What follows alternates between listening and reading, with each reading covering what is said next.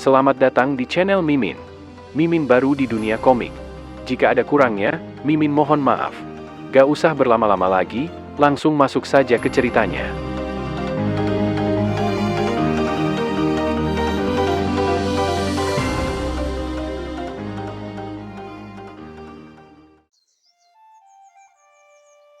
Keesokan harinya, sebelum Gu Qingfeng pergi, dia melihat dan mempersiapkan perlengkapan yang akan dia bawa.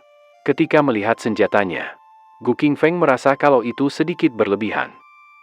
Sedikit kembali ke waktu saat Gu Qingfeng datang untuk mengambil pedangnya. Gu Qingfeng masuk ke dalam pandai besi dan dia melihat kakek itu sudah selesai dan sedang membawa pedang miliknya. Dalam hati Gu Qingfeng, dengan bantuan seni artistik, pedang api itu selesai hanya dalam 2 hari. Pedang itu diberi nama Yanmo atau Demon of the Abyss. Gu Qingfeng juga mengingat saat dia mendapatkan pedang dari seseorang. Itu adalah pedang khusus pemburu iblis yang diberkati secara pribadi oleh tuannya, khusus untuk membasmi kejahatan. Pedang pemburu iblis bukanlah pedang koin tembaga yang diukir dengan simbol hantu. Selain itu ada juga pedang Yanling yang dia dapat dari hadiah kompetisi. Dan juga pedang spiritual yang dapat beregenerasi. Bahkan bisa mengubah materialnya sesuai dengan kebutuhan pemilik. Itulah pedang Raja Kayu. Saat ini di tangan Gu Qingfeng ada 7 jimat dan sebotol Pin Yuan Qi. Semua itu sudah siap di dalam bungkusan yang Gu Qingfeng bawa. Tak selang lama, Fatiwang dan Sufan sudah datang. Mereka berdua sudah siap untuk berangkat. Namun Gu Qingfeng heran, kenapa walaupun baru tidak bertemu dengan Fatiwang selama beberapa hari saja berat badannya terlihat sudah naik. Fatiwang akhirnya membuka bajunya dan memberitahukan kalau dia sebenarnya memakai baju lapis besi untuk melindungi tubuhnya.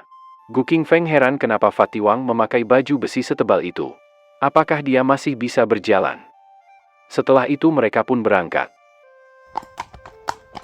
Beberapa saat kemudian, setelah sore hari, akhirnya mereka telah sampai di desa Yinsan. Saat mereka sedang berjalan, terlihat ada seseorang di atas pohon yang sedang memperhatikan rombongan Gu Qingfeng. Fatiwang menyadari keberadaan orang itu. Dia menoleh ke arah pohon. Namun di atas pohon hanya terlihat sesosok bayangan burung saja.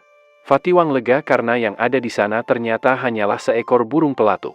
Tak lama kemudian, terdengar teriakan Gu Qingfeng yang menyuruh Fatiwang agar cepat, karena hari sudah mulai gelap. Karena kalau gelap banyak iblis bermunculan. Dengan cepat Fatiwang memacu kudanya agar cepat ke tempat Gu Qingfeng. Karena tidak kunjung berangkat, Fatiwang menanyakan kepada Gu Qingfeng, kenapa sampai sekarang belum berangkat. Dengan santai, Gu Qingfeng menjawab, kalau sekarang mereka sudah masuk ke wilayah desa Blackwater. Setelah beberapa saat berjalan, terlihat sebuah perkampungan.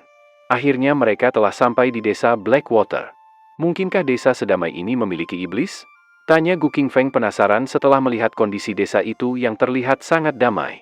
Mungkin karena pemburu iblis peringkat bumi pernah singgah di sini. Jawab Fatiwang. Kemudian Gu Qingfeng berencana meninggalkan hutan dan singgah di desa Blackwater karena dirasa aman di sana.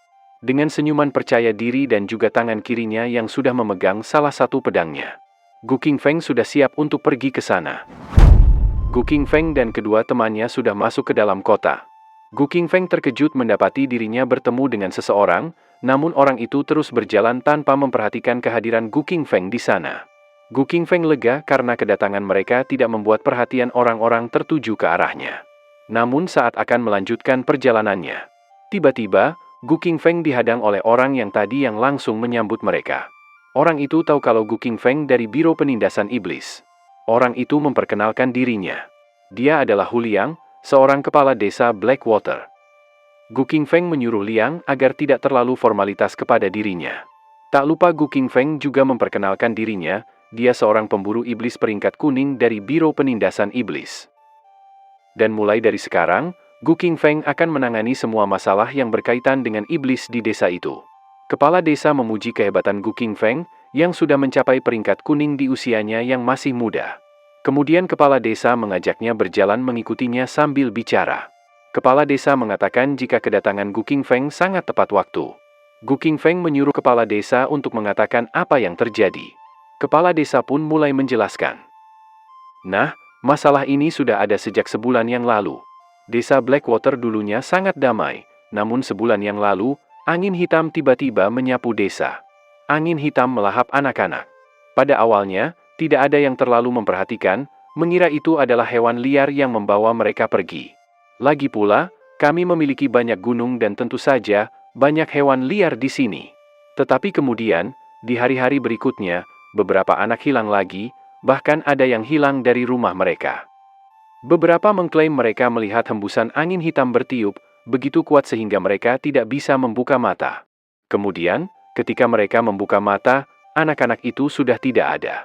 Setelah melakukan perjalanan jauh dan luas di masa mudaku, aku telah bertemu banyak iblis.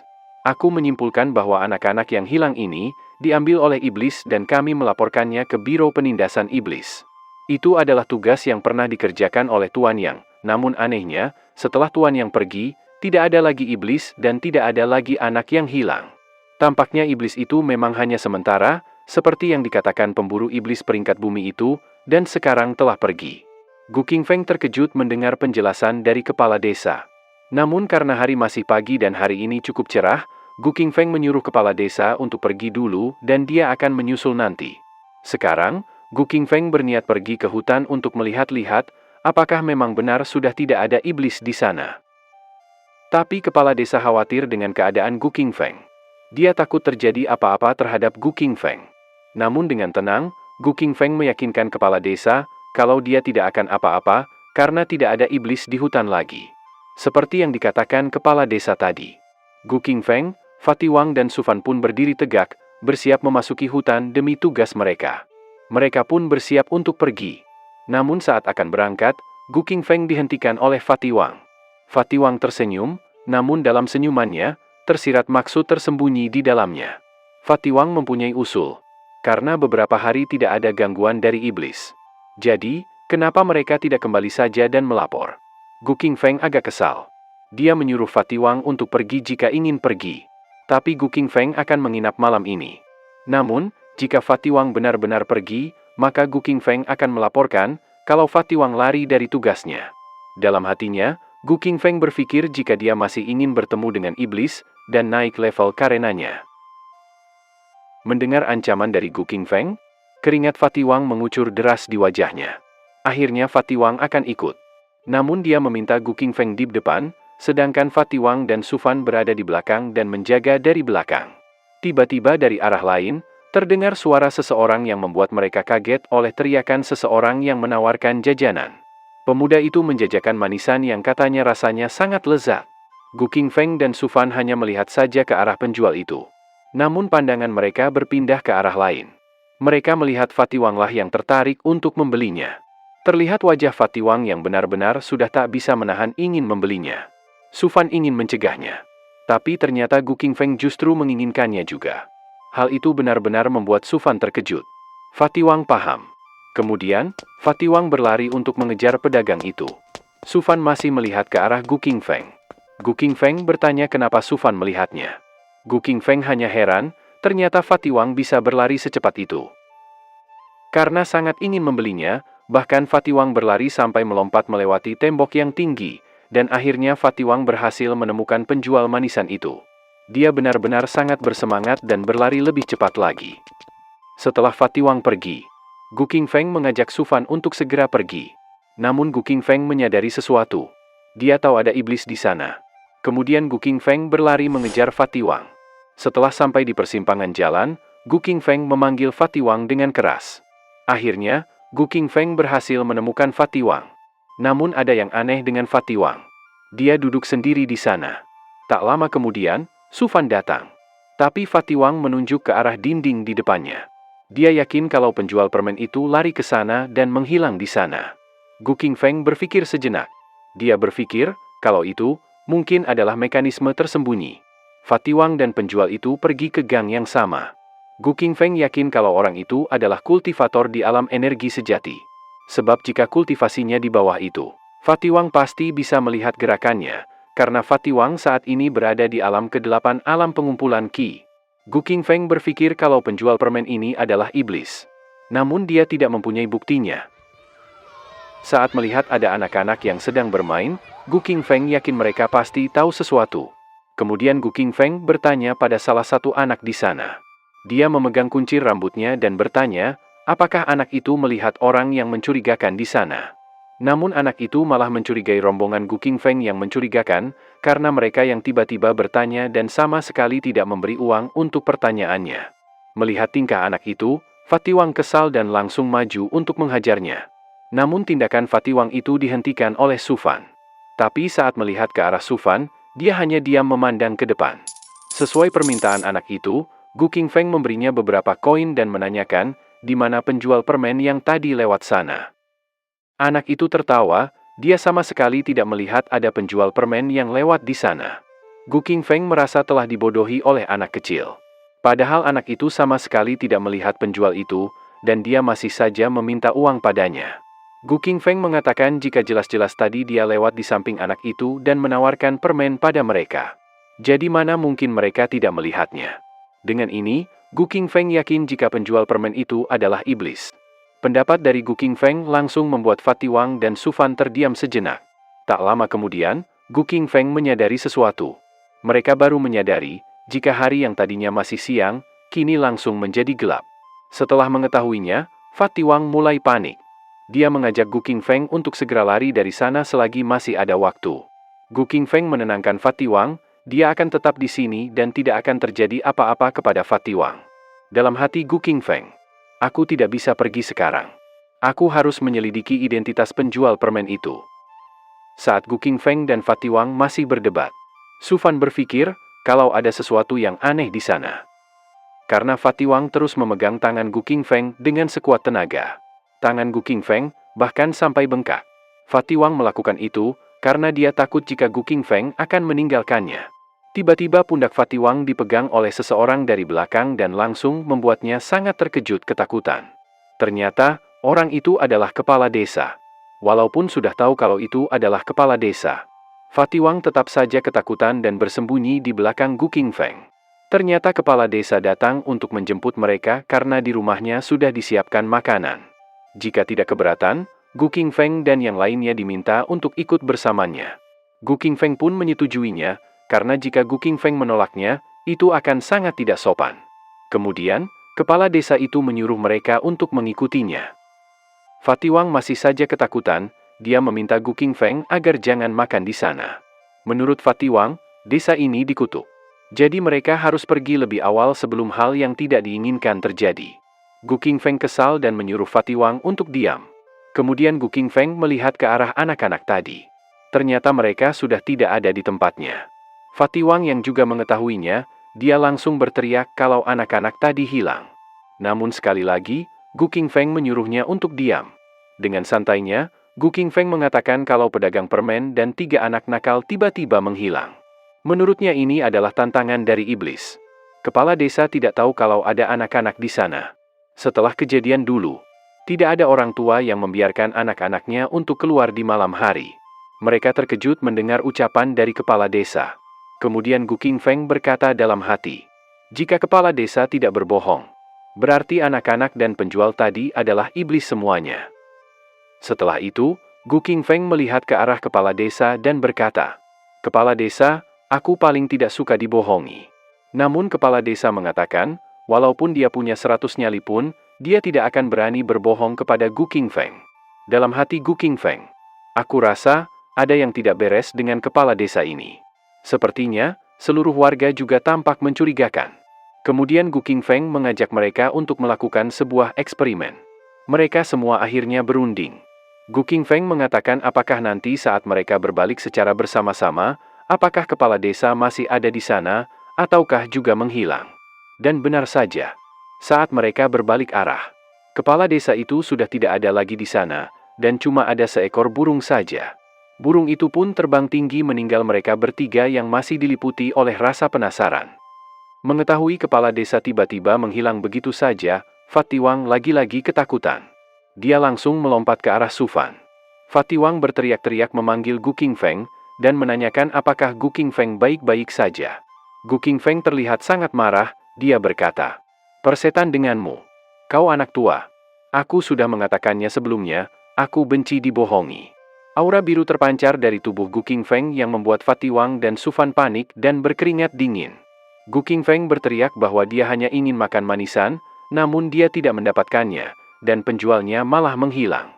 Bahkan setelah itu, Gu Qingfeng juga sudah bertanya kepada 3 anak, dan mereka menipunya dengan 2 koin kecil. Namun dengan tatapan penuh amarah, Gu Qingfeng mengatakan jika kepala desa, pria licik itu, kemampuan aktingnya sangat mengesankan. Dia pasti punya agenda tersembunyi, bahkan lebih baik dari seseorang yang memenangkan penghargaan Oscar. Kemudian Gu Qingfeng memerintahkan Fatiwang dan Su Fan untuk pergi dari rumah ke rumah, dan temukan penipu tua itu, 3 penipu kecil, dan penipu paruh baya lainnya. Gu Qingfeng bertanya, apakah mereka semua mengira bahwa Gu Qingfeng sangat bodoh untuk diajak bermain-main.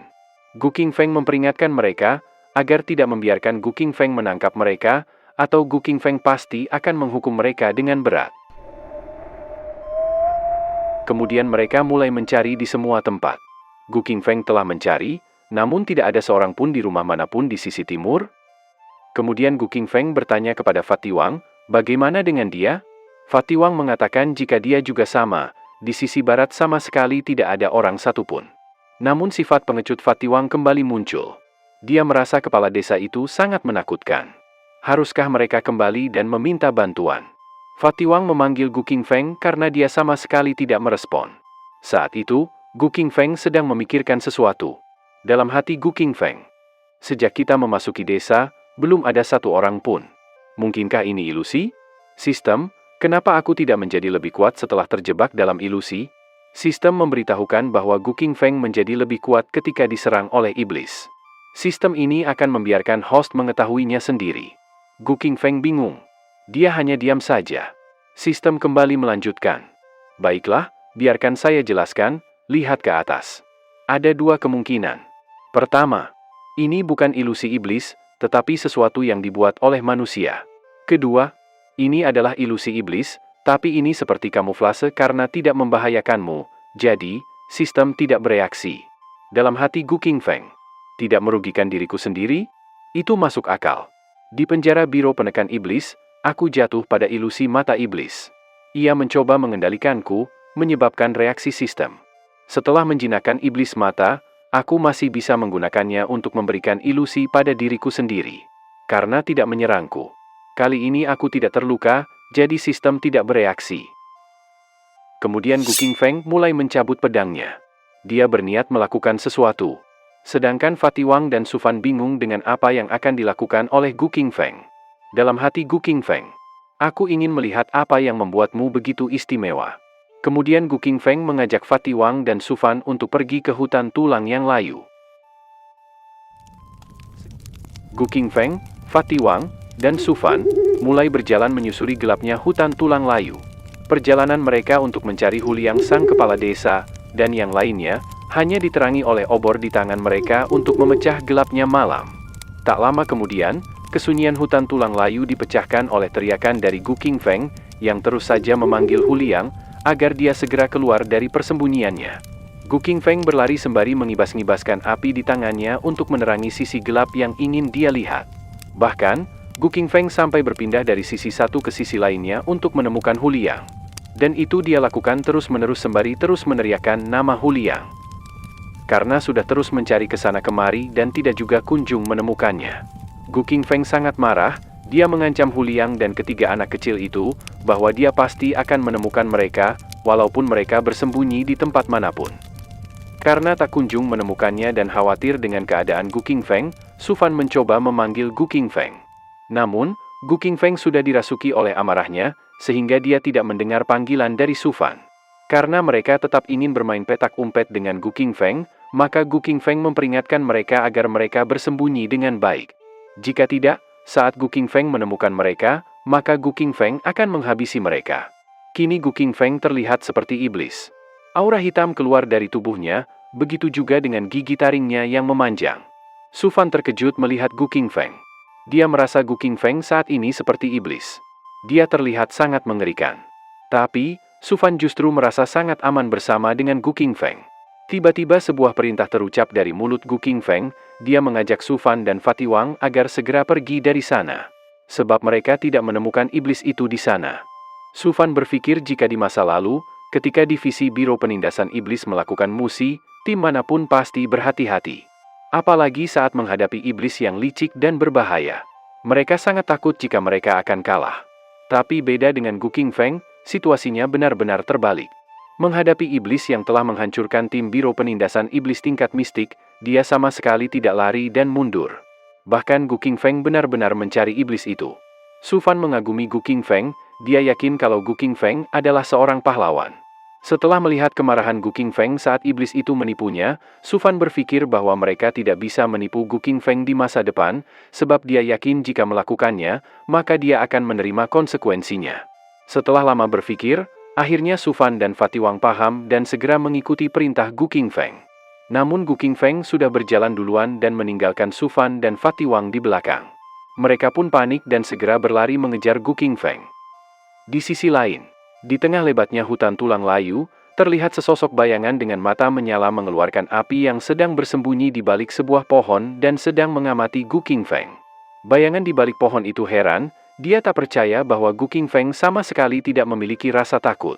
Dia sempat berpikir apakah Gu Qingfeng ini bukan manusia.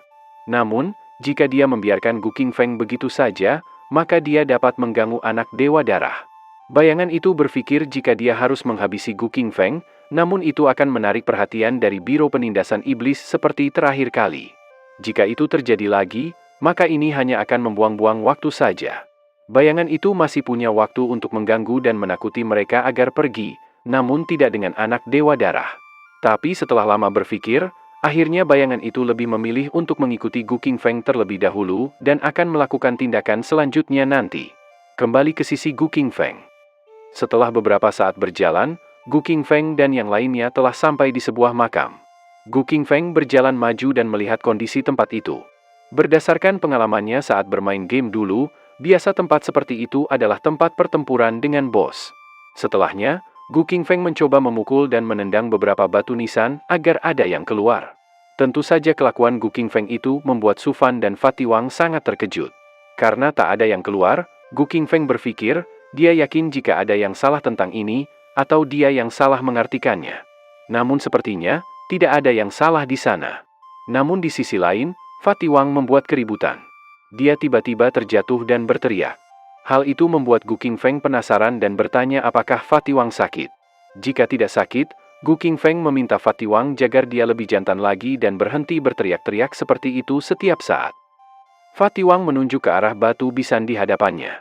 Dia tak mengatakan apapun dan hanya mengatakan batu nisan di hadapannya. Karena melihat Fatiwang sangat ketakutan ketika melihat batu nisan di hadapannya, Gu Qingfeng pun langsung mendekat dan melihatnya. Setelah membacanya, Gu Qingfeng langsung menunjukkan raut wajah yang mengejutkan. Di batu nisan itu tertulis nama Huliang. Setelah mengetahui bahwa kepala desa sudah meninggal, Su Fan bertanya-tanya, siapa yang telah berbicara dengan mereka di desa hari ini. Bahkan Su Fan penasaran, apakah semua batu nisan yang ada di sini adalah warga desa Blackwater yang telah meninggal. Gu Qingfeng yakin dan tidak ragu lagi bahwa kepala desa Huliang yang mereka temui tadi adalah hantu mereka setelah mereka mati. Tiba-tiba Gu Qingfeng sangat marah dan mengangkat kaki kanannya ke atas. Gu Qingfeng melampiaskan amarahnya setelah dia berhasil menemukan makamnya.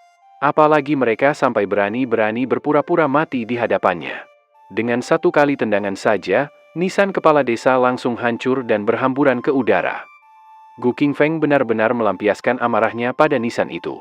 Seseorang terlihat sangat kesal atas apa yang dilakukan oleh Gu Qingfeng. Padahal hanya tinggal satu lagi darah pejuang di alam Qi sejati, dan itu akan sempurna. Jadi dia tidak boleh membiarkan Gu Qingfeng menghancurkan semuanya. Dan dia akan menahan Gu Qingfeng untuk kali ini.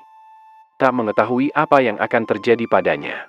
Gu Qingfeng langsung memerintahkan Su Fan dan Fatiwang untuk menggali makam kepala desa itu.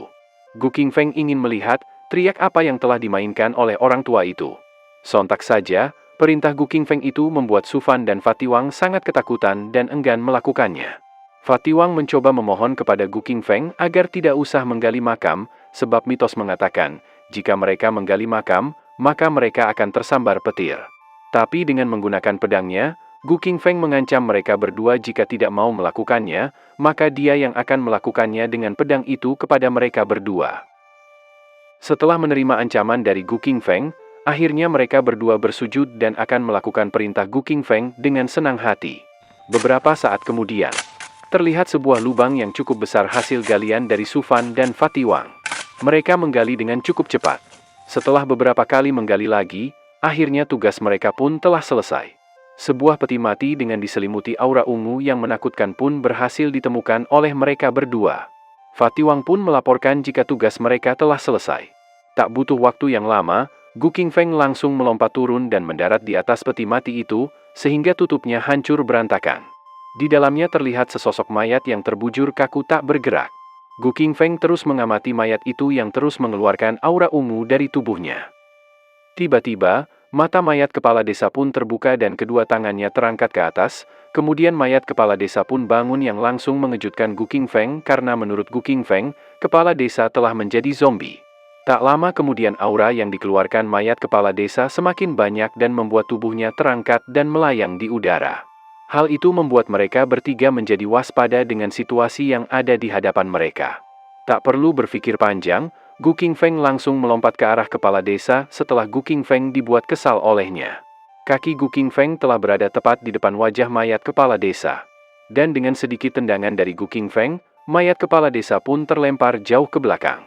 Su Fan dan Fatiwang memberikan tepukan tangan kecil atas apa yang telah dilakukan oleh Gu Qingfeng. Namun tak bisa disembunyikan bahwa mereka sangat ketakutan dengan keringat yang keluar dari wajahnya. Mayat kepala desa itu terjatuh di tanah dan tidak bergerak lagi. Su Fan heran melihat mayat kepala desa. Su Fan menduga kalau kepala desa seharusnya belum lama mati. Namun Su Fan heran, kenapa mayatnya sudah mengeluarkan gas yang sangat banyak. Bahkan dia juga berubah menjadi zombie. Fatiwang mengatakan jika Su Fan tidak tahu apa-apa. Zombie yang ada di hadapannya ya memang zombie. Jadi mau apa lagi? Kemudian Gu Qingfeng menjelaskan jika kepala desa telah berubah menjadi zombie dan dia juga belum lama menjadi zombie. Kepala desa juga bukan seorang ahli bela diri, sehingga dia hanya menjadi zombie tingkat rendah saja. Kekuatannya hanya setara dengan seseorang di alam pengumpulan Qi tingkat 4. Jadi Gu Qingfeng menenangkan mereka agar tidak perlu takut pada zombie itu.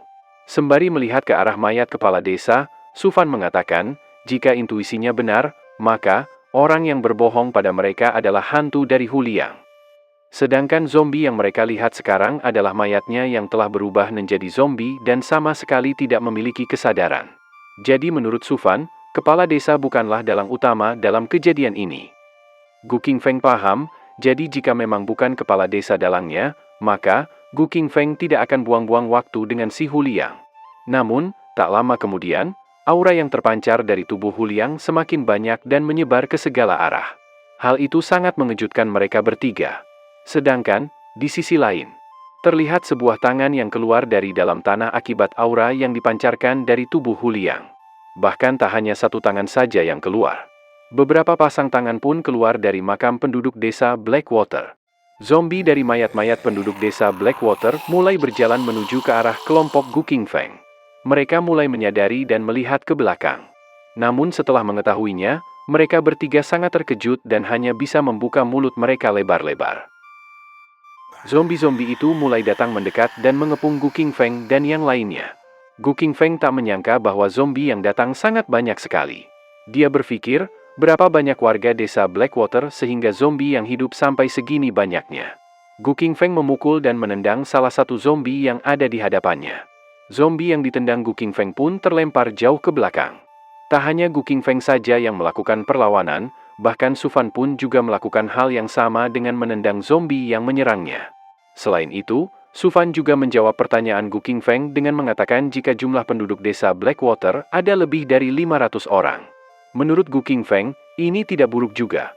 Di sisi lain, Fatiwang sudah kewalahan menghadapi banyaknya zombie yang menyerangnya. Dia mengusulkan agar mereka menembus satu sisi dan mundur dari sana. Kemudian Gu Qingfeng melompat dan menghajar zombie yang menyerang Su Fan dan Fatiwang. Sembari mendarat, Gu Qingfeng mengatakan jika acaranya baru saja dimulai, jadi kenapa mereka harus mundur. Namun setelah mendarat, Gu Qingfeng langsung dikepung dan diserang oleh 3 zombie sekaligus yang melompat ke arahnya. Mendapatkan serangan pada tubuhnya, Gu Qingfeng sama sekali tidak melakukan apapun. Dia hanya diam saja menerima serangan itu. Di sisi lain, Su Fan dan Fatiwang panik melihat Gu Qingfeng dikepung oleh beberapa zombie. Ketika sudah dirasa cukup, akhirnya Gu Qingfeng mulai melakukan sesuatu. Aura berwarna biru mulai keluar dari tubuhnya yang membuat zombie yang mengepungnya langsung terangkat ke atas. Setelah menambahkan tekanannya, semua zombie itu pun langsung terlempar jauh. Gu Qingfeng tersenyum, dia meremehkan ratusan zombie yang menyerangnya. Menurutnya, gelombang zombie bukanlah hal yang baru baginya. Gu Qingfeng bertanya, apakah ada hal lain lagi yang lebih menarik daripada zombie? Setelah melemparkan mereka, zombie-zombie itu masih saja datang ke arah Gu Qingfeng. Gu Qingfeng berpikir jika mereka tidak dihabisi, maka dia tidak akan bisa menembusnya. Jadi Gu Qingfeng akan membersihkan mereka semua. Gu Qingfeng mulai memegang beberapa zombie yang menyerangnya. Dia terlihat masih marah atas apa yang diperbuat oleh mereka sebelumnya di desa. Kemudian, Gu Qingfeng berputar sembari mengayunkan kedua zombie yang dia pegang tadi. Dengan putaran itu, satu persatu zombie di sekitar Gu Qingfeng terkena dan terlempar hingga berhamburan ke udara. Setelah Gu Qingfeng merasa puas bermain-main, dia sekarang ingin mencoba barang-barang yang dia dapatkan dari Biro Penindasan Iblis. Sedangkan di belakang Gu Qingfeng, Su Fan dan Fatiwang benar-benar takjub melihat kekuatan Gu Qingfeng yang ternyata benar-benar sangat kuat. Kemudian Gu Qingfeng mengambil sesuatu dari kantong penyimpanannya. Dia mengambil beberapa jimat. Setelahnya, jimat itu dilemparkan ke arah salah satu zombie yang masih hidup. Namun, bukannya terbang dan menempel ke arah zombie. Kertas jimat itu justru terbang ke atas tertiup angin yang sedang berhembus ke arahnya. Namun jimat yang terbang tertiup angin itu jatuh dan menempel ke salah satu zombie dan mengeluarkan cahaya terang. Tak butuh waktu lama, zombie yang tertempel oleh jimat itu pun langsung meledak dan bagian atas tubuhnya langsung hancur dan mati. Memang jimat itu bisa menghabisi zombie. Tapi, Gu Qingfeng kesal karena jimat itu hanya bisa menghabisi satu zombie saja. Menurut Gu Qingfeng, itu sangatlah lemah. Jadi, Gu Qingfeng memilih untuk melawan zombie yang tersisa dengan kekuatannya sendiri. Namun sebelum bergerak, Gu Qingfeng melihat ada dua jimat yang berbeda. Jimat itu adalah jimat api.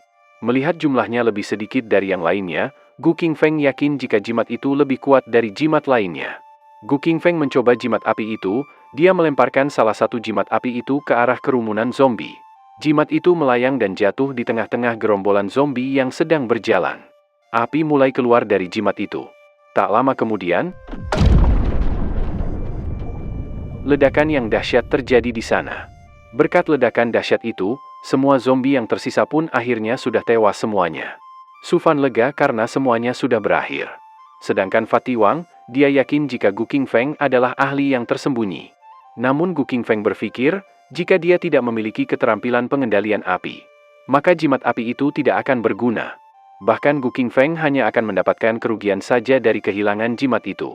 Mereka masih berdiri di sana dan aura keunguan masih keluar dari pusat ledakan. Fatiwang terus memuji kehebatan Gu Qingfeng dan mulai sekarang, dia akan menghormati Gu Qingfeng sepenuhnya. Namun Gu Qingfeng menghentikan Fatiwang, dia menyuruh Fatiwang untuk diam, sebab mereka belum menemukan iblis yang menjadi dalang dari semua ini. Di sisi lain, sosok bayangan yang mengamati Gu Qingfeng, dia terus melihat apa yang dilakukan oleh Gu Qingfeng dari balik pohon di belakang Gu Qingfeng. Bayangan itu tak percaya bahwa tubuh Gu Qingfeng sangatlah kuat. Bahkan Gu Qingfeng juga membuat perisai lonceng emas dan baju besi.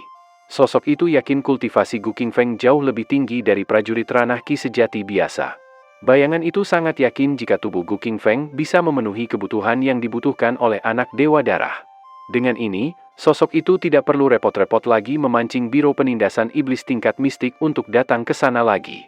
Kemudian aura ungu yang dipancarkan oleh sosok bayangan itu mulai mendekat ke arah Gu Qingfeng yang sedang berdiri. Dengan santainya, Gu Qingfeng berhasil menghindar hanya dengan menggeserkan sedikit kepalanya ke samping. Kemudian aura ungu itu berhenti dan berputar-putar di hadapan Gu Qingfeng, seakan terjadi pusaran angin di sana. Fatiwang terkejut dan bertanya, apa itu tadi? Benda itu melintas begitu saja. Namun Gu Qingfeng lega, karena yang dia cari akhirnya muncul juga. Tapi anehnya, semakin lama, pusaran angin itu semakin kuat dan menerbangkan mayat-mayat di sana dan berkumpul menjadi satu di pusat pusaran angin itu. Setelah beberapa saat, mayat-mayat yang terkumpul akhirnya bertumpuk bagaikan sebuah bukit kecil. Tak selang lama, dari tumpukan mayat yang menggunung itu, muncullah sosok zombie yang sangat besar. Hal ini benar-benar mengejutkan mereka bertiga. Su Fan akhirnya tahu, kenapa mayat-mayat zombie itu berkumpul menjadi satu. Ternyata, itu untuk membentuk tubuh yang lebih besar. Kemudian, Su Fan menyarankan kepada Gu Qingfeng, jika mereka ingin melarikan diri, inilah kesempatan mereka, sebelum zombie raksasa itu mendapatkan wujud sempurnanya. Tapi Gu Qingfeng tak takut, dia tahu kalau zombie itu cukup menakutkan, tapi Gu Qingfeng tidak tahu seberapa kuat zombie itu. Oleh karena itu, dia ingin mengujinya. Gu Qingfeng menyuruh mereka berdua untuk mundur agar tidak terkena dampak dari pertarungan Gu Qingfeng dan zombie raksasa itu. Namun Su Fan tetap mengingatkan Gu Qingfeng bahwa penampilan keren tidak berguna untuk saat ini.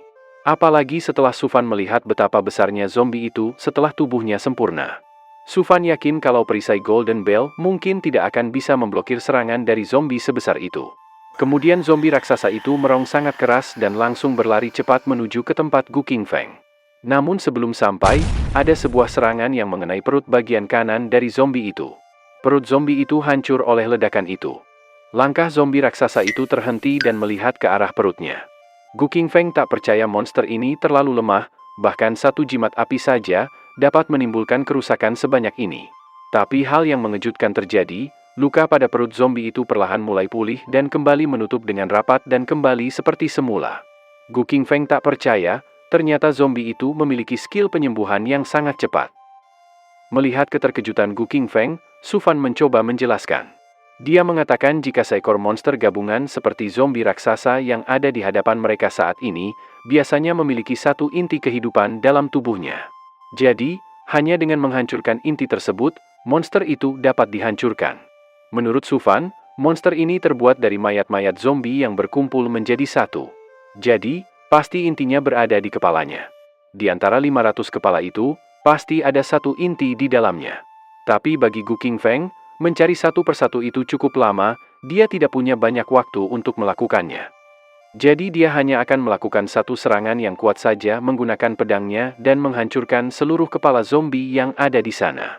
Kemudian Gu Qingfeng mengangkat pedang Yanmo, dia akan menguji kekuatan pedang itu. Gu Qingfeng menyuruh mereka berdua untuk mundur, tapi jika mereka ingin mengatakan sesuatu, Gu Qingfeng menyuruh mereka untuk berteriak dengan keras agar Gu Qingfeng bisa mendengarnya. Saat pedang itu dicabut dari sarungnya, aura yang kuat terpancar dari dalamnya. Kini, Gu Qingfeng sudah berdiri berhadapan zombie raksasa itu dengan memegang pedang Yanmo di tangan kanannya. Setelahnya, Gu Qingfeng mulai berkonsentrasi.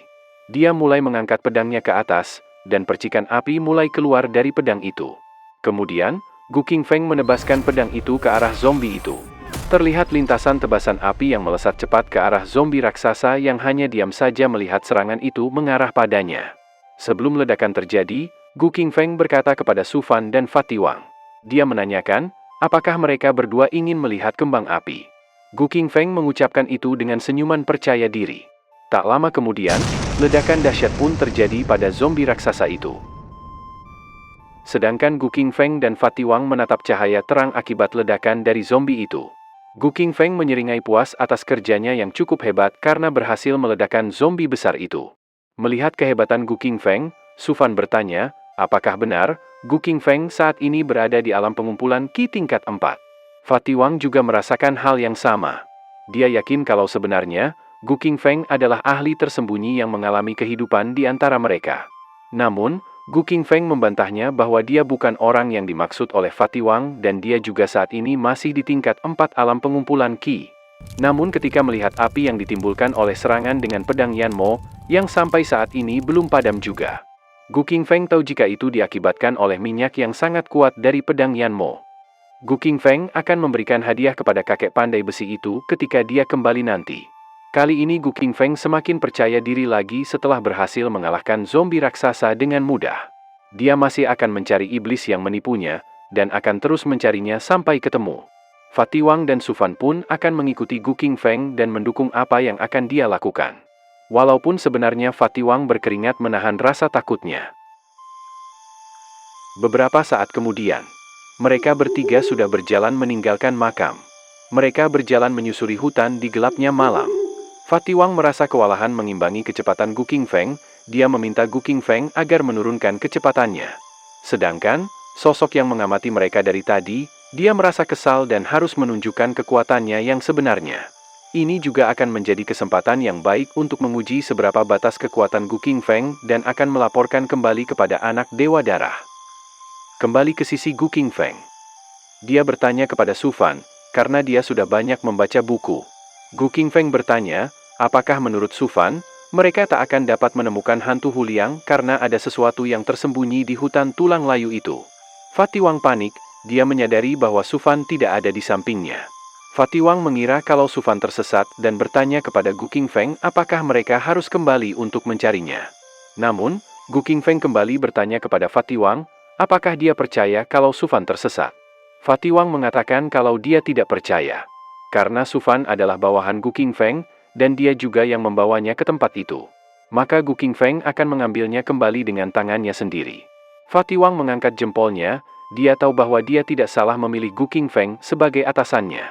Gu Qingfeng bertanya kepada Fatiwang, apakah jika dia berbalik arah sekarang juga, apakah Fatiwang juga akan menghilang seperti yang lainnya?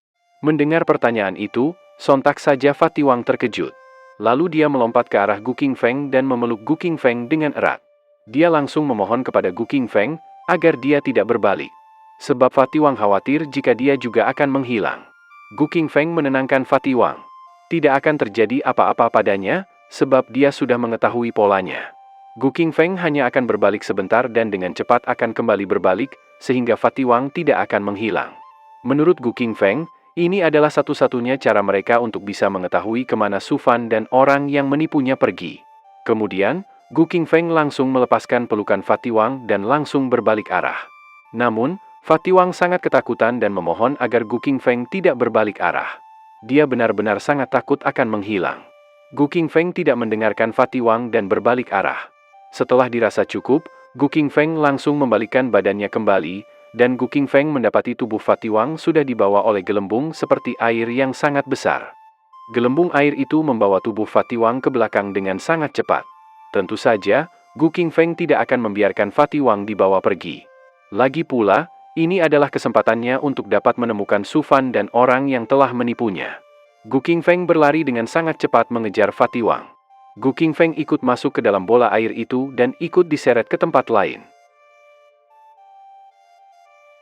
Beberapa saat kemudian, terlihat tubuh Gu Qingfeng dan Fatiwang yang tertidur di sebuah rerumputan. Yang pertama sadar adalah Fatiwang, dia tak tahu di mana tempat itu. Fatiwang bahkan mengira bahwa dia sudah mati. Tak lama kemudian, Gu Qingfeng juga sadar. Dia terkejut dan langsung bangun. Ternyata Gu Qingfeng dan Fatiwang dibawa ke tempat di mana mereka pertama kali datang ke desa Blackwater. Lebih tepatnya, di atas bukit di mana mereka bisa melihat dengan jelas desa Blackwater. Tak lama kemudian, dari dalam semak-semak, Sufan muncul. Pandangan mereka langsung tertuju ke arah Sufan. Namun, dengan gerakan cepat, Fatiwang berdiri dan menghalangi Gu Qingfeng. Dia mencoba menjelaskan, jika mungkin Sufan yang ada di hadapan mereka saat ini bukanlah Sufan yang sebenarnya. Tapi, tak hanya Sufan saja yang mendapatkan tuduhan. Fatiwang juga dituduh oleh Sufan, bahwa dia adalah iblis yang sedang menyamar. Namun, Fatiwang menjelaskan bahwa dia datang ke tempat itu bersama, dan mereka juga tak pernah terpisah sebelumnya. Jadi, tidak mungkin kalau di antara mereka berdua adalah iblis seperti yang dituduhkan oleh Sufan. Bahkan Gu Qingfeng juga bisa menjadi saksi bahwa dia bukanlah iblis. Sufan mulai ketakutan karena dia tidak memiliki pendukung sebagai saksi bahwa dia bukanlah iblis. Sufan kembali mengatakan bahwa dia benar-benar Sufan asli, bukan iblis. Namun, Gu Qingfeng punya cara untuk membuktikan bahwa mereka bukanlah iblis. Gu Qingfeng menyuruh mereka berdua, masing-masing menyerangnya sekali, dan Gu Qingfeng akan tahu apakah mereka adalah iblis atau bukan. Fatiwang dan Sufan terkejut setelah Gu Qingfeng menyuruh mereka untuk menyerangnya. Karena mereka lama, Gu Qingfeng menyuruh mereka untuk cepat melakukannya.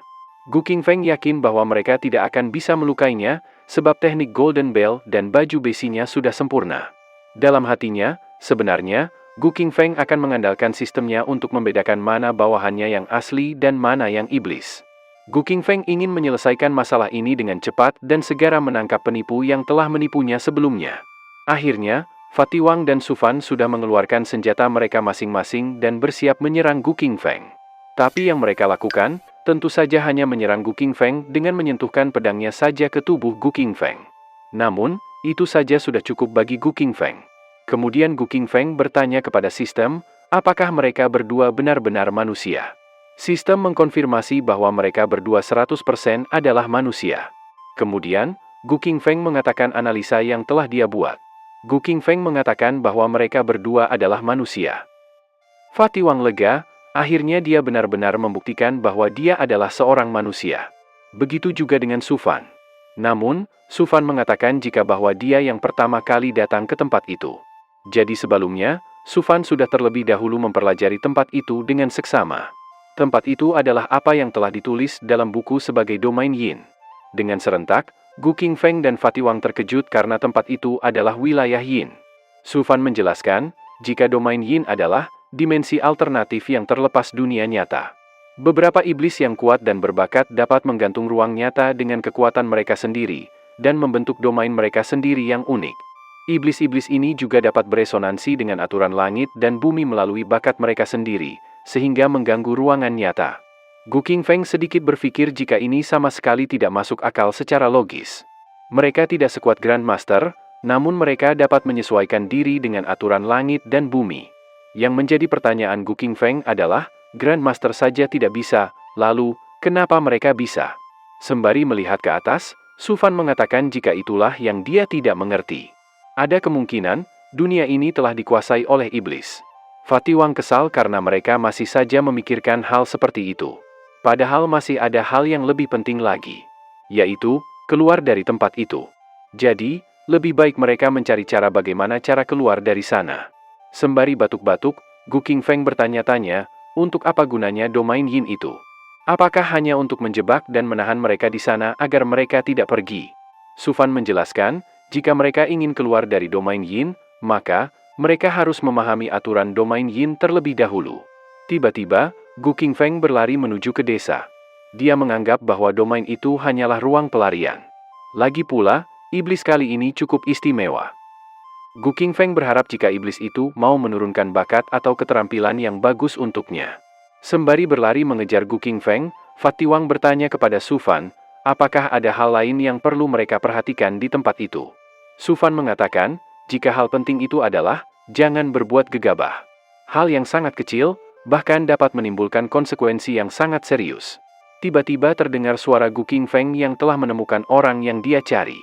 Saat melihat ke arah Gu Qingfeng, Fatiwang dan Sufan sangat terkejut, karena Gu Qingfeng telah melompat dan bersiap memukul Huliang sang kepala desa. Mereka berdua serentak berteriak agar Gu Qingfeng menghentikan tindakannya. Namun, Gu Qingfeng sama sekali tidak mendengarkan teriakan mereka berdua. Dia tetap saja memukul Huliang dengan kuat. Namun apa yang terjadi? Ternyata, wajah Huliang pecah dan hancur sedikit demi sedikit. Ternyata yang dipukul oleh Gu Qingfeng adalah patung kepala desa yang terbuat dari kaca. Sufan tahu, jika itu adalah ulah dari iblis cermin. Namun Sufan tak percaya, dia tahu jika iblis cermin seharusnya sudah mati 200 tahun yang lalu. Namun tetap saja Gu Qingfeng tak mendengarkan ucapan dari Sufan, dia hanya heran, kenapa Huliang berubah menjadi cermin. Gu Qingfeng berjongkok di hadapan pecahan tubuh Huliang. Dia masih saja mengira jika ini adalah aturan dari domain Yin, bahwa orang yang telah mati akan menjadi cermin, seperti yang terjadi pada Huliang. Ketika Gu Qingfeng mengambil salah satu pecahan cermin, Sufan langsung mencoba menghentikan Gu Qingfeng agar tidak melakukannya. Dia meminta Gu Qingfeng agar tidak melihat ke arah cermin itu. Namun bukan Gu Qingfeng kalau dia tidak seenaknya sendiri. Gu Qingfeng tetap melihat ke arah cermin itu. Bahkan dia juga memuji dirinya sendiri yang ternyata sangat tampan. Tak selang lama, setelah Gu Qingfeng melihat wajahnya di cermin, cahaya berwarna merah keluar dari cermin itu. Cahayanya semakin terang dan semakin banyak, sehingga membuat Gu Qingfeng terkejut, dan dengan cepat menghisap tubuh Gu Qingfeng ke dalam cermin itu. Tentu saja, hilangnya Gu Qingfeng dari sana secara tiba-tiba, membuat Sufan dan Fatiwang sangat kebingungan. Sufan yang lebih paham atas situasinya saat ini. Dia memperingatkan Fatiwang agar tidak menyentuh cerminnya. Saat ini Gu Qingfeng sudah berakhir dan mereka sudah tamat.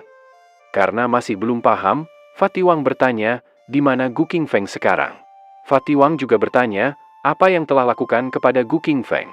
Sufan menjelaskan, jika Gu Qingfeng telah terhisap ke dalam cermin, Gu Qingfeng tamat setelah dia berhasil mengatasi semua rintangan sebelumnya. Tanpa bisa berbuat apa-apa, Gu Qingfeng kali ini sudah terjebak di dalam cermin itu. Mendengar kata cermin, Fatiwang sedikit mengetahui sesuatu. Dia tahu jika itu adalah iblis cermin, salah satu dari 7 jenderal iblis. Bahkan dia adalah jenderal iblis di bawah iblis darah dari 200 tahun lalu. Sufan membenarkan ucapan dari Fatiwang. Di sisi lain, Gu Qingfeng sedang melihat penjelasan dari sistem tentang iblis cermin. Identitasnya adalah Jenderal Iblis ketiga dari kultus iblis darah. Dia memiliki domain cermin. Begitu seseorang melihat cermin dalam domain cermin, maka orang itu akan tersedot ke dalam ruang cermin. Salinan identik orang itu akan muncul, dan harus mengalahkannya untuk dapat keluar dari tempat itu. Namun untuk kelemahannya, sistem tidak mengetahuinya. Gu Qingfeng tahu, jika 200 tahun yang lalu, iblis darah muncul, dan mendirikan kultus iblis darah, juga mengumpulkan para iblis dan penjahat dari penjuru dunia. 7 yang terkuat dikenal sebagai 7 jenderal iblis. Kemudian, iblis cermin ini merupakan salah satu dari 7 jenderal iblis yang menduduki peringkat ketiga. Kembali ke tempat Fatiwang dan Sufan yang masih melihat pecahan cermin yang berserakan di sana. Fatiwang mengetahui, jika mereka pernah berperang dengan Biro Penindasan Iblis. Fatiwang juga pernah mendengar, bahwa banyak sekali Grandmaster yang tewas dalam pertempuran itu. Sufan membenarkannya, memang begitulah kata mereka. Tapi, siapa yang tahu, kalau mereka mempunyai trik lain? Sufan bertanya, apakah Fatiwang tidak pernah mendengar, bahwa sejarah tidak resmi dari kultus iblis darah, bukanlah mata kuliah wajib. Sembari menggaruk-garuk kepalanya, serta tertawa kecil, Fatiwang mengatakan jika dia tertidur saat mata kuliah itu. Kemudian, Fatiwang bertanya apa yang harus mereka lakukan sekarang. Berdasarkan pemahaman Sufan tentang iblis cermin, yang telah menjebak Gu Qingfeng, berapa persenkah peluang Gu Qingfeng untuk menang? Tapi, bukan berita bagus yang Fatiwang dapatkan dari Sufan. Menurut Sufan, pada akhirnya, salinannya pasti akan menang. Fatiwang tidak paham kenapa salinannya yang menang. Padahal mereka sama. Sufan menjelaskan, jika salinan tidak kenal lelah, tidak kenal takut, tidak punya emosi, dan benar-benar rasional, salinan juga tidak akan membuat kesalahan. Namun, manusia selalu membuat kesalahan. 200 tahun yang lalu, iblis cermin meninggalkan pepatah terkenal, yaitu, satu-satunya orang yang bisa mengalahkanmu adalah dirimu sendiri. Jadi, pasti Gu Qingfeng akan kalah. Fatiwang terkejut mendengar penjelasan dari Sufan. Dia memanggil Sufan. Fatiwang memegang tangan Sufan dan mengatakan, jika Gu Qingfeng bisa keluar dari dalam cermin, maka mereka bisa mencari cara untuk bertahan hidup. Tapi, jika Gu Qingfeng mati, maka mereka tidak akan bisa melarikan diri, bahkan jika mereka lari. Di sisi lain, Gu Qingfeng yang saat ini berada di dalam cermin, dia telah bertemu dengan salinan dirinya sendiri. Gu Qingfeng yang baru pertama kali melihat tiruan dirinya, dia begitu kagum, karena mereka begitu identik. Bahkan, setelah Gu Qingfeng selesai bicara, salinan dirinya itu juga menirukan apa yang Gu Qingfeng ucapkan. Bukannya takut, Gu Qingfeng benar-benar kagum melihat dirinya sendiri. Dia bahkan sampai mendekat dan memegang pundak salinannya itu. Sebab ini pertama kalinya Gu Qingfeng melihat dirinya sendiri yang begitu tampan dalam wujud yang sebenarnya. Tiba-tiba, salinan itu bertanya, apakah Gu Qingfeng tak punya rasa malu? Gu Qingfeng terkejut dan menjauh. Dia baru tahu jika salinannya juga bisa bicara sendiri dan tidak hanya menirukan ucapan orang yang dia tirukan. Salinan itu mengatakan, jika dia bukanlah salinan biasa yang hanya bisa menirukan saja, dia adalah salinan yang independen. Tentu saja, dia dapat bicara. Gu Qingfeng kesal karena salinannya itu hanya menirunya dan mempermainkan dirinya saja. Dalam hatinya, Gu Qingfeng berpikir kalau iblis cermin ini sangat luar biasa, penuh dengan tipu daya. Bahkan, sejak Gu Qingfeng datang ke desa Blackwater, Gu Qingfeng tak tahu sudah berapa kali dia dipermainkan oleh iblis cermin itu. Kemudian Gu Qingfeng terfikirkan oleh sesuatu. Dia bertanya kepada sistem, apakah sistemnya juga dapat ditirukan oleh iblis cermin. Sistem menjelaskan jika dia sangat unik dan tidak akan dapat ditirukan oleh siapapun. Setelah mengetahuinya, Gu Qingfeng lega dan dia tertawa keras. Dengan demikian, Gu Qingfeng tidak takut lagi. Bahkan, ini adalah sebuah kesempatan untuknya, agar dia bisa menjadi lebih kuat lagi. Tiba-tiba, Gu Qingfeng menyadari sesuatu. Menurutnya, ini seperti Beck. Kekuatan salinannya, sama dengan miliknya. Jadi jika iblis cermin itu menyerangnya, maka Gu Qingfeng akan menjadi jauh lebih kuat. Kemudian, karena Gu Qingfeng sudah menjadi kuat, maka salinannya itu pun, juga akan menjadi lebih kuat, sama seperti dirinya. Jika siklus itu terus terulang sampai beberapa kali, maka Gu Qingfeng akan mendapatkan kekuatan yang sangat luar biasa. Melihat Gu Qingfeng hanya bermain-main dan memutari dirinya sembari tertawa. Iblis cermin sangat kesal. Dia tak tahu apa yang sedang dilakukan oleh Gu Qingfeng. Tak mungkin Gu Qingfeng melakukan kebodohan seperti ini jika dia tidak memiliki sebuah rencana. Karena sudah kesal atas kelakuan Gu Qingfeng, iblis cermin pun langsung mengepalkan tangannya dan bersiap memukul Gu Qingfeng. Tapi, Gu Qingfeng juga sudah siap dan berhasil menahan pukulan iblis cermin dengan pukulan yang sama.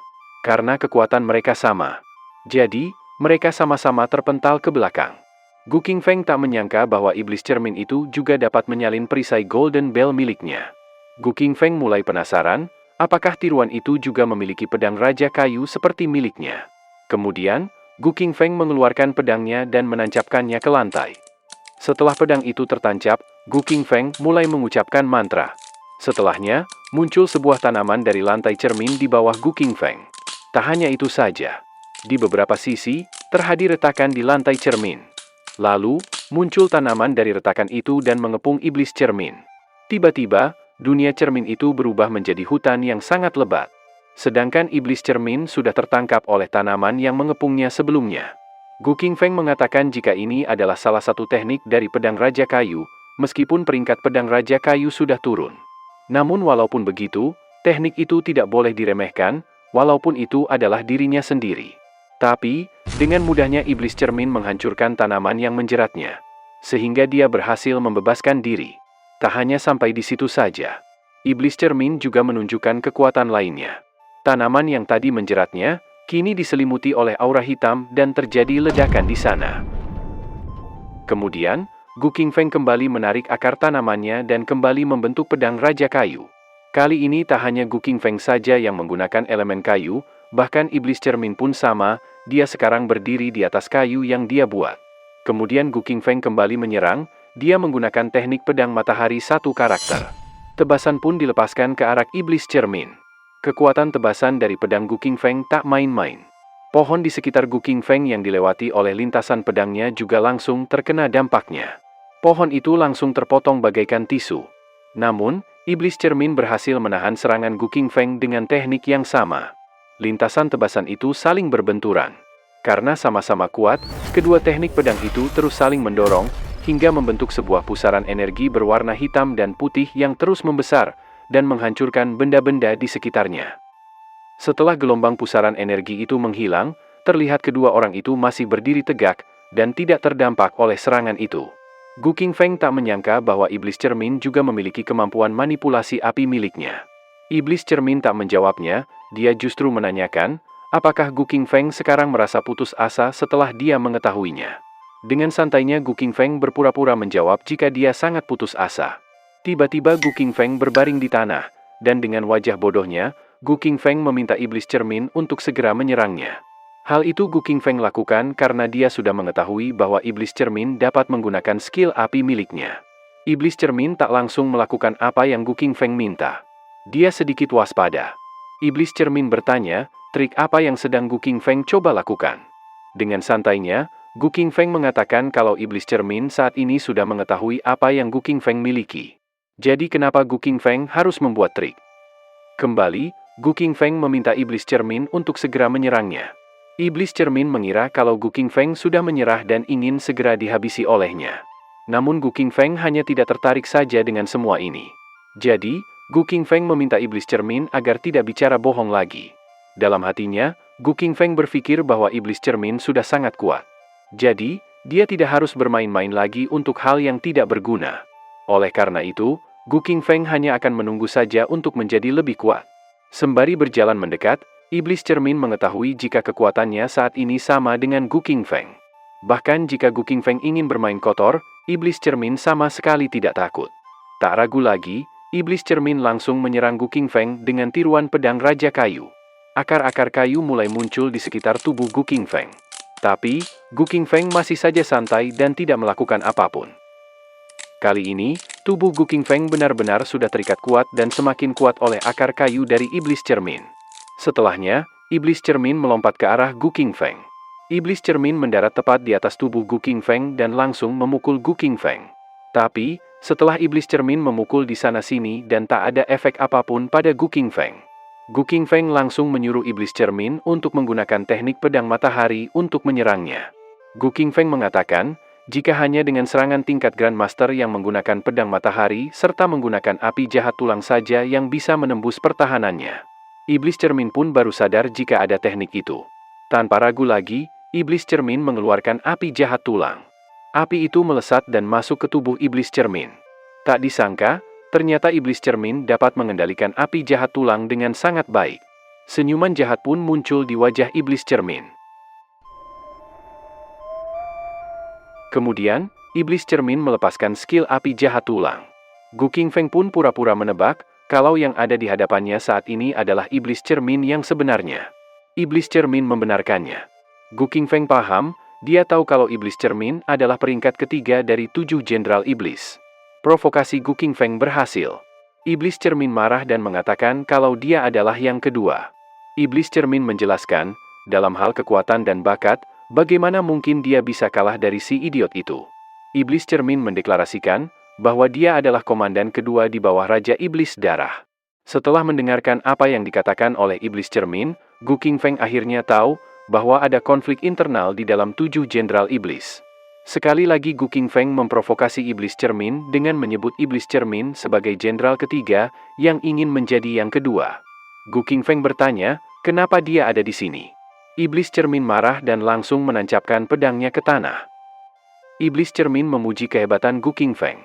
Sebab, di usianya yang masih muda, dia memiliki kekuatan yang sebanding dengan seorang Grandmaster.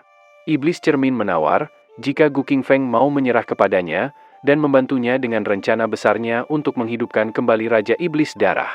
Maka, Gu Qingfeng akan dibiarkan hidup. Gu Qingfeng hanya diam dan menatap ke arah iblis cermin. Kemudian, Gu Qingfeng bertanya, apakah benar iblis cermin yang menghabisi seluruh penduduk Blackwater dan menipu Biro Penindasan Iblis agar datang ke tempat ini? Dan semua itu dia lakukan hanya untuk menghidupkan kembali Raja Iblis Darah. Iblis cermin memuji kepintaran Gu Qingfeng. Dia akan mengorbankan Gu Qingfeng untuk anak Dewa Darah. Tapi mengingat kekuatan Gu Qingfeng yang cukup kuat, iblis cermin akan mempertimbangkan dan akan menerima Gu Qingfeng ke dalam sekte Iblis Darah. Gu Qingfeng mengerti akan sesuatu. Dia heran, padahal iblis cermin sudah menirunya, tapi kenapa iblis cermin masih membutuhkannya di dalam sektenya? Iblis cermin terdiam sejenak. Kemudian dia menjelaskan bahwa salinan tak akan bisa keluar dari ruangan cermin. Jika Gu Qingfeng mati, maka salinannya juga mati. Jadi, selama Gu Qingfeng menyerah padanya, maka iblis cermin akan memperlakukan Gu Qingfeng dengan baik. Sembari merentangkan kedua tangannya, iblis cermin mengajak Gu Qingfeng untuk segera bergabung dengannya. Gu Qingfeng bertanya, bagaimana jika dia mengatakan tidak? Sembari menaruh pedangnya di leher Gu Qingfeng, iblis cermin mengatakan bahwa Gu Qingfeng sudah tahu jika dia tidak dapat mengalahkannya. Jadi, iblis cermin menawar kepada Gu Qingfeng jika lebih baik dia menyerah saja. Itu semua karena hidup Gu Qingfeng ada di tangannya. Jadi, iblis cermin bertanya, apakah Gu Qingfeng mau menerimanya atau tidak? Sembari menjauhkan pedang Raja Kayu yang menempel di lehernya, Gu Qingfeng mengejek dengan mengatakan bahwa dia akan menerima ibu dari iblis cermin. Padahal, sebelumnya, Gu Qingfeng belum bertanya apa-apa. Tapi, iblis cermin sudah mengatakan semua rencananya. Gu Qingfeng bertanya, apakah iblis cermin tidak takut jika orang lain tahu bahwa dia akan menghidupkan kembali iblis darah? Serta, apakah iblis cermin pernah mendengar seorang penjahat yang mati karena banyak bicara? Mendengar ucapan Gu Qingfeng, iblis cermin pun langsung melompat mundur untuk mengambil jarak. Dengan senyuman jahatnya, iblis cermin mengatakan, jika dia tidak perlu takut dengan orang yang akan mati. Sekali lagi, Gu Qingfeng memprovokasi iblis cermin dengan mengatakan bahwa iblis cermin memang hebat. Jadi, tak heran iblis cermin menjadi nomor 3. Disebut nomor 3 oleh Gu Qingfeng. Iblis cermin pun murka. Dia tidak akan basa-basi lagi dan akan menghabisi Gu Qingfeng. Kemudian iblis cermin menebaskan pedangnya ke arah Gu Qingfeng. Gu Qingfeng senang karena iblis cermin akhirnya bergerak setelah harus berbicara banyak padanya. Gu Qingfeng penasaran, apakah iblis cermin dapat memecahkan perisai Golden Bell atau tidak? Gu Qingfeng benar-benar menerima serangan itu dengan tubuhnya. Setelah menerima serangan itu, sistem mengkonfirmasi bahwa Gu Qingfeng telah mendapatkan 1000 poin. Sistem juga memberikan selamat karena Gu Qingfeng telah menembus batas pertahanan. Perisai Golden Bell telah berkembang menjadi tubuh emas yang tak dapat dihancurkan. Kali ini, tubuh Gu Qingfeng diselimuti oleh aura yang terus mengitari tubuhnya. Ikat rambutnya terlepas, sehingga rambut panjangnya terurai. Gu Qingfeng berjalan mendekat ke arah iblis cermin. Sedangkan, iblis cermin terkejut karena Gu Qingfeng sama sekali tak terluka setelah mendapatkan serangan sekuat itu. Di sisi lain, Gu Qingfeng sangat senang karena dia sekarang sudah bertambah menjadi kuat. Kali ini, siapapun yang berada di bawah Grandmaster, semuanya hanyalah semut baginya. Sekian dulu. Bantu channel ini agar lebih berkembang lagi. Terima kasih.